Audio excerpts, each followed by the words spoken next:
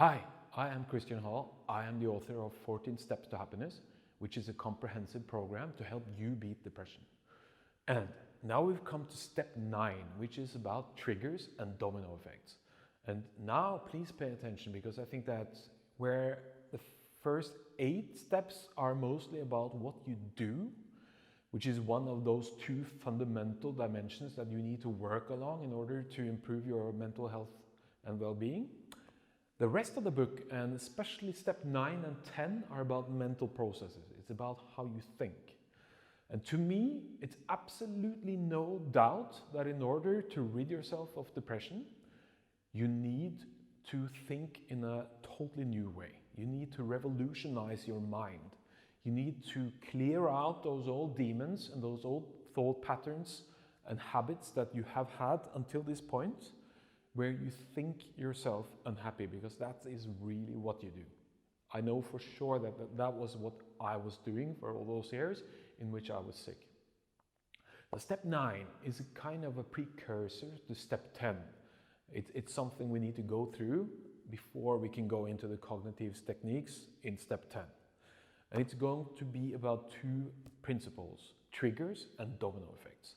I mean, everybody knows what triggers are, right? So triggers are events, things that happen that will launch you into some kind of emotional state. And in most cases, when we talk about triggers, we talk about negative triggers, right? Triggers, events that will make you unhappy or sorrowful or angry or something like that. But of course, you also have positive triggers, right? You have events that can happen to you which will make you happy. But in this context, it's the negative triggers that are the most important, that we will spend most time on. The other concept is the concept of the domino effect.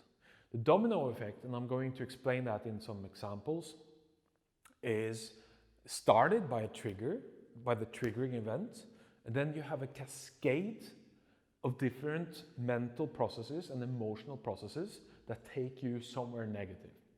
So let me give an example. And this is a real example. It happened to me all the time when I was at my sickest, and that is then more than 20 years ago. And I was a student. I was around 20. I was studying in Trondheim, which is a city in the far north of Norway. And as students do, I would go to all of these parties with people, with students. And that was, in some cases, fun, meeting new people and all these things.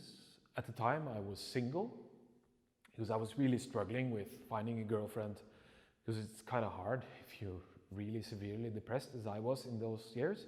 I'm at this party, right, as students do, and I am trying to conquer my social anxiety. I see this girl. I'm single at the time. I was struggling severely to find dates and girlfriends and all these things, because I was severely depressed, and it's not so easy. So anyways, I would conquer my social anxiety there and then. I will approach this girl. I will say something to try to strike a conversation. And she will do something like this. She will go, "Well, nice to meet you. I see my friend over there, so I'm going over there to talk to her now, but I'll see you around." And that is the trigger, right? So the trigger is this perceived rejection from this girl.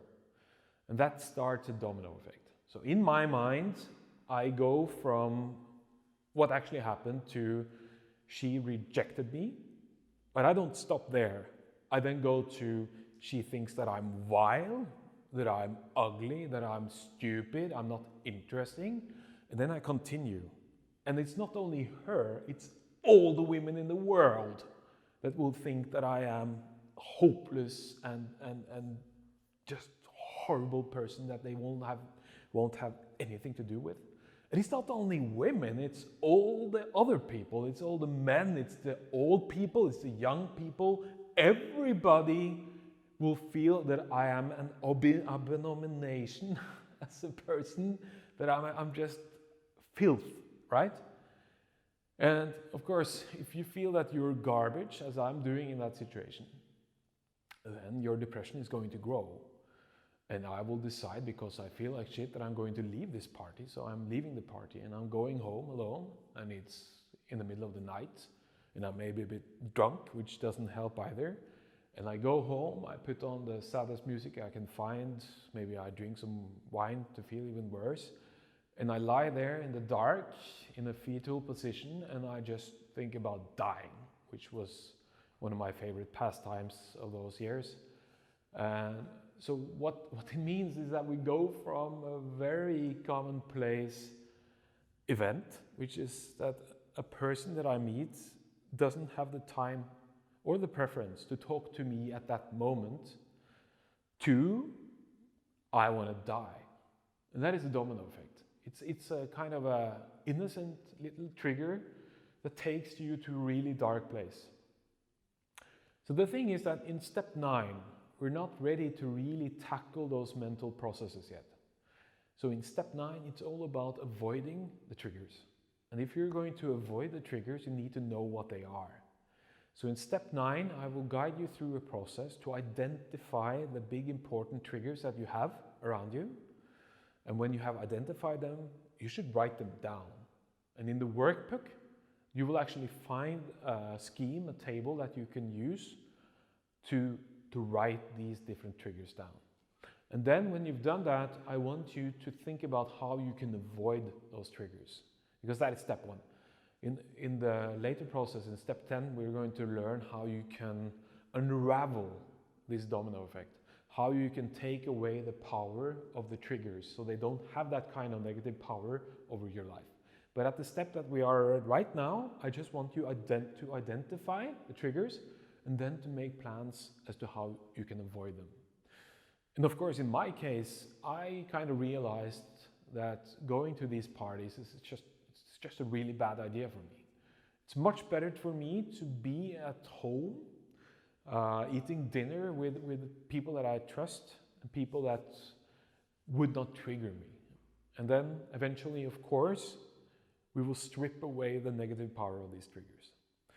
And that's step 9, and I'm just so grateful that you are still with me in this program, and I'm confident that it will help you to get rid of your demons and eventually get rid of this disease altogether.